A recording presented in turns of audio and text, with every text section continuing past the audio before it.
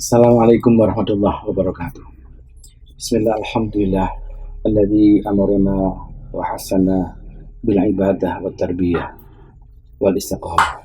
At-tarbiyatu wal ibadatu ala tariqati ahli sunnah wal jamaah hatta anqadhana minan nari wa adkhalana jannah.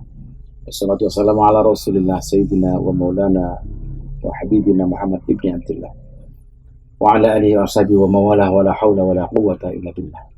Asyhadu an la ilaha illallah wahdahu la syarika lah wa asyhadu anna sayyidana wa maulana Muhammadan abduhu wa rasuluhu fa innaka mansur. Qala rabbi shrah li sadri wa yassir li amri wa hlul 'uqdatam min lisani yafqahu qawli. Rabbana iftah bainana wa baina qaumina bil haqqi wa anta khairul fatihin. Ila hadratin Nabi Mustafa sallallahu alaihi wasallam wa ila ruhi muassisi Nahdlatul Ulama wa ila ruhi mu'alif kitab Arba'in Nawawi wa syarhihi Asy-Syaikh Ibnu Daqiq al-Aid annahu dzakara min birrahmah wal maghfirah wa anna Allah yu'tina 'uluman nafi'ah min ad-dunya ila yaumil qiyamah. Syai'un ilaina wa lahum al-Fatihah. A'udzu billahi minasyaitonir rajim. Bismillahirrahmanirrahim. Alhamdulillahirabbil alamin arrahmanir rahim maliki yaumiddin. Iyyaka na'budu wa iyyaka nasta'in ihdinas siratal mustaqim. Shiratal ladzina an'amta 'alaihim ghairil maghdubi 'alaihim waladdallin. Amin. Para pemirsa yang dirahmati oleh Allah Subhanahu wa taala, khusus anak-anakku santri Pondok Pesantren Darul Ukhuwah Kedoya Jakarta dan mahasiswa-mahasiswi Unusia Jakarta, mudah-mudahan selalu dalam keadaan sehat dan dalam lindungan Allah Subhanahu wa taala. Kita lanjutkan kajian dan pengajian kitab Arba'in Nawawi dan syarahnya sampai pada hadis yang ke-8. Bismillahirrahmanirrahim. Al-haditsu tsaminu, hadis yang ke-8. Ngan Ibni Umar, diceritakan dari Ibnu Umar radhiyallahu taala anhuma. Mudah-mudahan Allah meridhoi dari Abdullah dan Umar. Anna Rasulullah sallallahu alaihi wasallam, bahwa Nabi Muhammad bersabda, qala umirtu, saya Nabi Muhammad disuruh an uqatila, untuk memerangi an-nasa, kepada manusia, hatta yashhadu, sampai mereka bersaksi alla ilaha illallah, bahwa tidak ada Tuhan selain Allah, wa anna Muhammadar Rasulullah, dan bahwa Nabi Muhammad adalah utusan Allah. Wa yuqimus shalah, dan mereka menegakkan salat, wa yu'tuz zakah, dan sampai mereka memberikan zakat.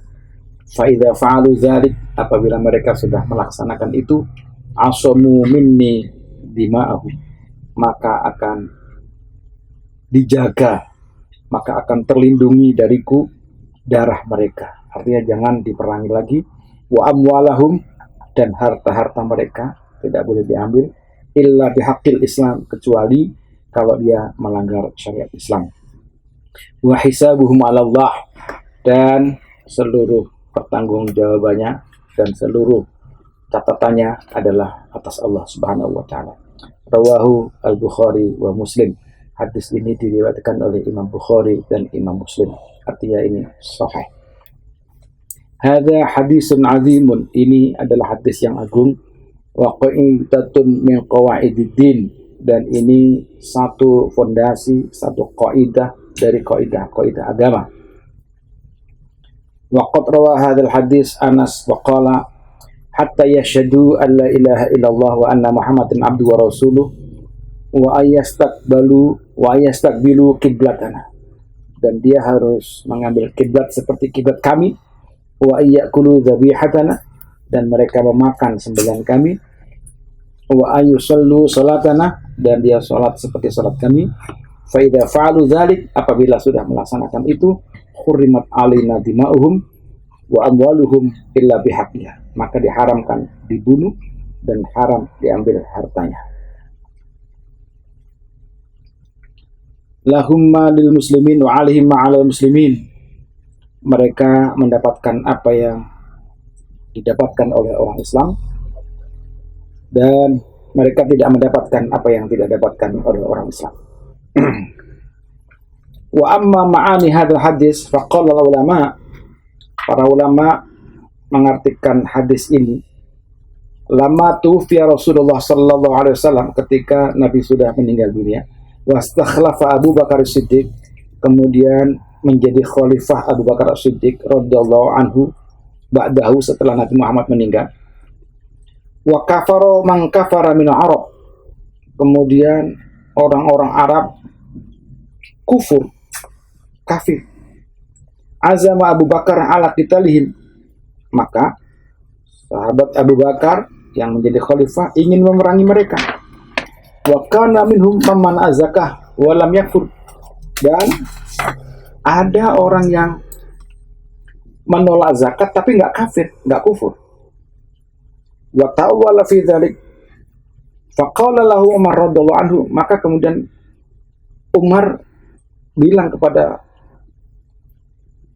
Abu Bakar, "Kaifa tuqadirun nas wa qad qalu la ilaha illallah?" Bagaimana engkau akan memerangi manusia karena tidak zakat tadi itu? Padahal mereka mengucapkan la ilaha illallah. Waqad qala Rasulullah SAW, padahal kata sahabat Umar kepada sahabat Abu Bakar, Nabi pernah bersabda, "Umirtu an uqatil nasa hatta yaqulu la ilaha illallah." Yang penting mengucapkan la ilaha illallah walaupun tidak zakat, jangan dibunuh. Faqala Siddiq, kemudian Abu Bakar Siddiq menjawab, "Inna zakata haqqul mal." Faqala wallahi law man'auni anaqan wa fi riwayatin aqalan kanu yaddunahu ila Rasulullah SAW laqataltuhum ala man'ihi. Kalau zakat itu hak harta, tetapi kalau tetap dilarang dibunuh, maka tetap akan saya bunuh, akan saya perangi. Fatabahu Umaru ala qital qaum, maka kemudian sahabat Umar bin Khattab ikut sahabat Abu Bakar untuk memerangi kaum. Qaluhu umirtu an uqatilan nas hatta yaqulu la ilaha illallah. Faman qala la ilaha illallah faqad musima minni maluhu wa nafsuhu illa bihaqqi wa hisabu Allah.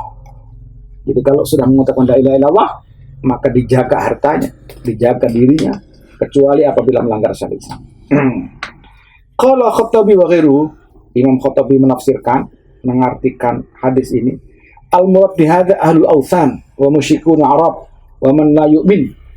Yang dimaksud diperangi itu adalah ahlul awthan, orang-orang yang masih menyembah berhala, dan orang-orang musyriknya orang Arab, wa man la yu'min, dan orang yang tidak beragama, orang yang tidak beriman, duna ahlul kitabi wa man yuqirru bitauhid.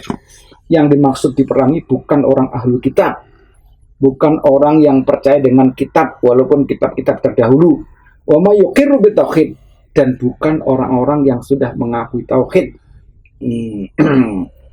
Maka yang diperangi ini adalah orang yang tidak mempercayai tauhid, sedangkan ahlul kitab itu masih percaya, masih bertauhid, kata hadis ini. Oleh karenanya maka kalau fi annaman ahlul Islam wa asal kufur, kalau ada orang yang menamakan Islam tetapi dia merahasiakan kekafirannya, yuqbalu islamuhu, diterima Islamnya fi zahir, secara lahiriah. Wa hadza qaulu aktsaru ahli ilmi, ini pendapatnya kebanyakan ulama. Wa dzahaba Malik illa anna taubat zindiq la tuqbalu, kecuali kalau Imam Malik mengatakan kalau ada orang kafir zindiq kok taubat enggak diterima. Wa ya riwayatun anil Imam Ahmad wa fi qauli umirtu an uqatilan nas hatta yashhadu la ilaha illallah wa yu'minu bihi wa majita bihi. Kata-kata umirtu an uqatilan nas terusnya itu, maka dilalatun zahiratun, ini jelas petunjuk yang jelas, limadhabil muhaqqiqin wal jamahir, bagi madhab dan para ulama-ulama jumhur minas salafi wal khalaf, mayoritas ulama salaf dan khalaf, annal insana idza taqaddada dinal Islam, apabila ada orang yang sudah mengakui agama Islam i'tiqadan jaziman, dengan keyakinan yang penuh, la taraddadu fihi kafahu dzalik, dan tidak ada ragu, cukup bagi dia pengakuan yang serius tadi itu sudah cukup. Dan wala yajibu alaihi ta'allumu adillatil mutakallimin, tidak usah harus tahu dalil-dalil jelimetnya mutakallimin, orang-orang yang ahli ilmu kalam, nggak usah ngerti dalilnya, nggak usah ngerti apa landasannya, yang penting dia sudah yakin cukup.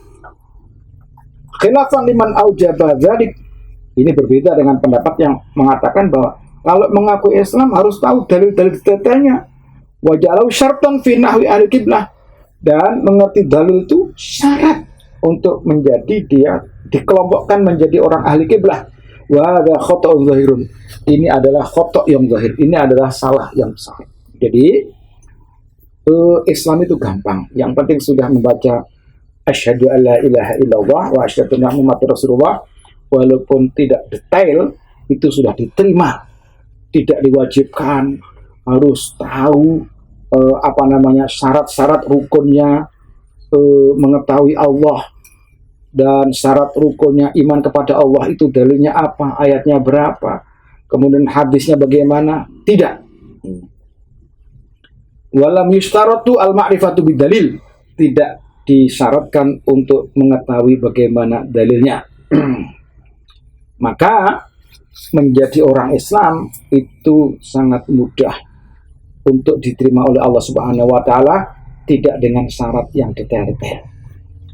Hadirin para pemirsa yang dirahmati Allah Subhanahu wa taala, oleh karenanya maka penting mengucapkan kalimat la ilaha illallah. Kalimat tauhid itu penting. Bukan hanya bagi pemula, juga bagi kita yang sudah lahir menjadi orang Islam, bahkan menjadi keturunan orang Islam. Tetapi kadang-kadang di antara kita itu, mohon maaf, zikir mengucapkan kalimat thayyibah la ilaha illallah itu manakala ada tahlilan, manakala selepas sholat saja, itu pun yang mau. Anak-anakku, mahasiswa-mahasiswa Unusia dan santri Pondok Pesantren Darul Ukhwah yang saya hormati, marilah kita jadikan kalimat thayyibah, zikir yang paling utama la ilaha illallah, itu menjadi nafas dan kebiasaan kita setiap hari. Karena dengan sering mengucapkan kalimat la ilaha illallah, itu berarti kita memperbaharui iman kita. Nabi mengatakan untuk kita, jadidu imanakum, perbaharuilah iman kamu. Qila wa kaifa nujaddidu imanana, bagaimana cara memperbaharui iman kami wahai Rasulullah? Qala aksiru min qawli la ilaha illallah, ucapkanlah banyak-banyak kalimat la ilaha illallah. Sesungguhnya zikir semuanya akan diterima oleh Allah. Subhanallah walhamdulillah wa la ilaha illallah wallahu akbar wa la haula wa la quwwata. Itu zikir. Baca Quran zikir, shalawat ke Nabi juga zikir.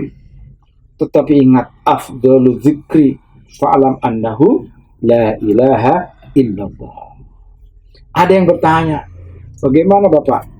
Zikir yang bagus itu yang sedang atau yang tidak kedengaran atau yang kencang? Allah Subhanahu wa taala berfirman menjawab pertanyaan itu di dalam surat Tabarak, wa sirru qaulakum aw ijharu bih innahu alimun bidzati sudur. Apakah kalian akan mensirrikan, akan merahasiakan zikir kalian, aw ijharu bih, atau akan menjaharkan, melantangkan, meneriakkan? Sesungguhnya Allah mengetahui zikir kita. Innahu alimun bidzati sudur. Memang zikir khafi lebih bagus, tetapi jangan mencoba untuk zikir khafi kalau tidak biasa zikir jahar. Jadi kebiasaan kita untuk zikir kenceng, la ilaha illallah, la ilaha illallah, la ilaha illallah, itu tidak apa-apa. Itu tetap mendapatkan pahala dari Allah Subhanahu wa taala. Hadirin para pemirsa yang dirahmati oleh Allah Subhanahu wa taala, di dalam hadits qudsi pernah Allah berfirman untuk kita, la ilaha illallah hisni. Ucapan la ilaha illallah adalah betengku. Faman qala dakhala hisni. Siapa yang mengucapkan la ilaha illallah, maka dia masuk pada bentengku. Wa man dakhala hisni amina min adzabi. Siapa yang masuk pada bentengku, maka akan aman dari siksaku.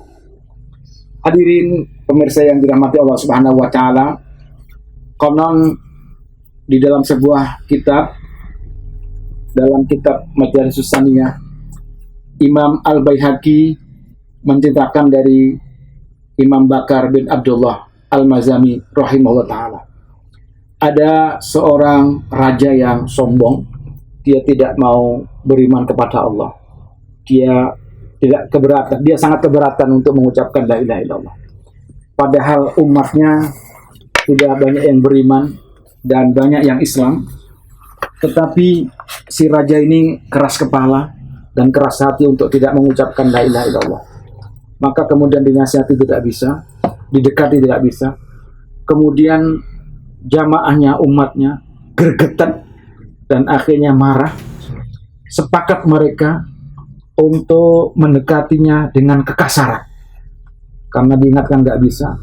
Akhirnya ditangkaplah raja ini dengan hidup-hidup. Dan kemudian tidak dihajar, tetapi mereka sepakat untuk dimasukkan guci.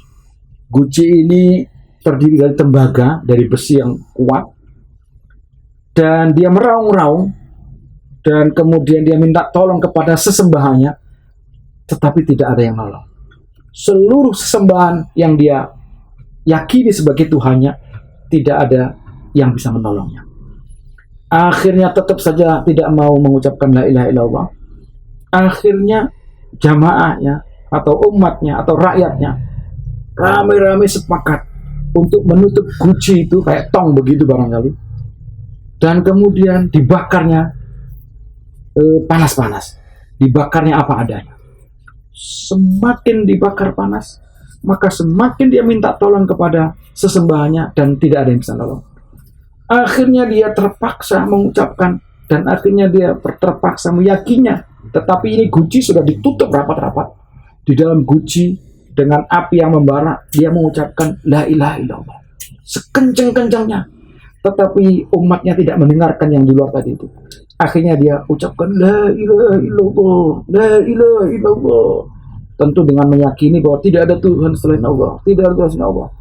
Maka kemudian semakin dia melafadzkan berkali-kali la ilaha illallah, la ilaha illallah itu, maka kemudian ternyata datanglah pertolongan Allah.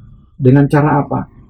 Guci yang dibakar oleh rakyat tadi, tahu-tahu kena hempasan angin. Jadi loncat, dia ditarik oleh angin, dibawa ke udara begitu jauh, dan kemudian jatuh di negeri orang lain yang orang tidak tahu. Jatuh dengan selamat, dan kemudian dibuka oleh rakyat yang kejatuhan guci tadi itu, dan kemudian ternyata di dalamnya ada seorang raja. Begitu ditanya, kenapa raja jadi seperti ini?